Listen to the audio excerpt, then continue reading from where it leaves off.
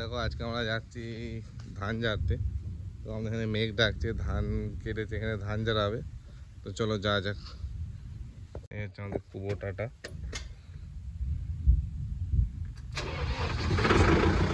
Start হয়ে গেছে।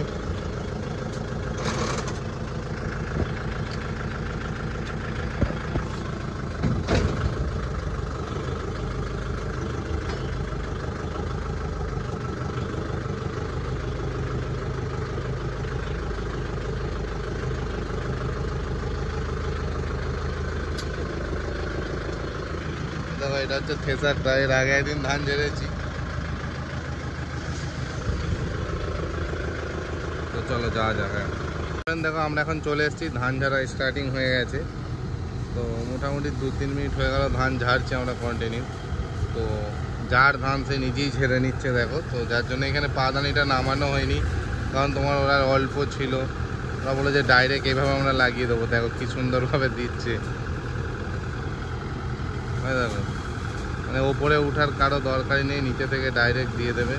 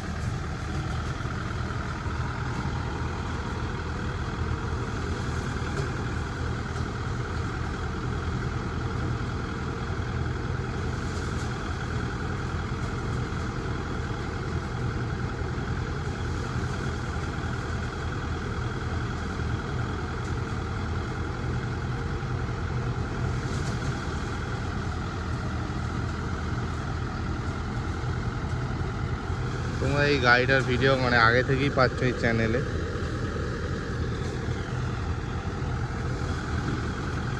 তো এটা হচ্ছে আমাদের দ্বিতীয় দিন ধান ঝাড়া হচ্ছে। তো আমাদের যে মাঠটা থেকে এই ধানটা তুলে এনেছে, এই রাস্তা যদি এই মাঠে যাবার রাস্তা থাকে না, তো আমাদের মেশিন ঢুকিয়ে ধানও কাটা যাবে। ধানের পজিশন যা হয়ে আছে এখন।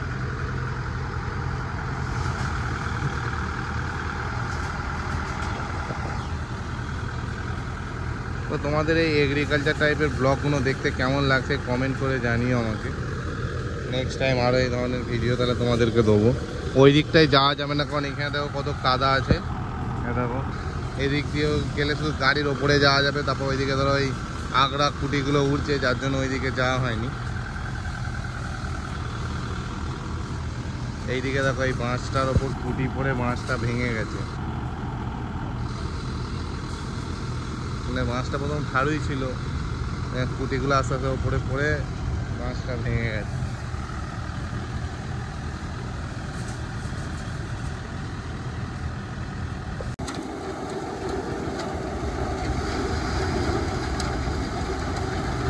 আজকে মিনিকেট ধান ঝাড়া হচ্ছে তোমার। এটা অ্যাকচুয়ালি বীজ ধান, আমাদের এখানে একটু আগে হয়ে যায়। তো এগুলো অনেকটাই সেই থেকে ঝাড়া হয়ে যায়। আজকে নিয়ে আমরা থার্ড ডে থেসারটা চালাচ্ছি, তৃতীয় দিন।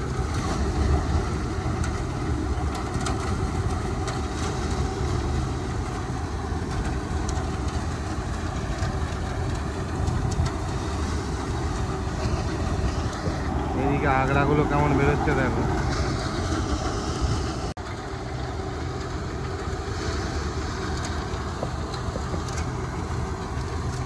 হাওয়াটা দেখো গাড়ির দিকে দিচ্ছে, যার জন্য তোমার গাড়ির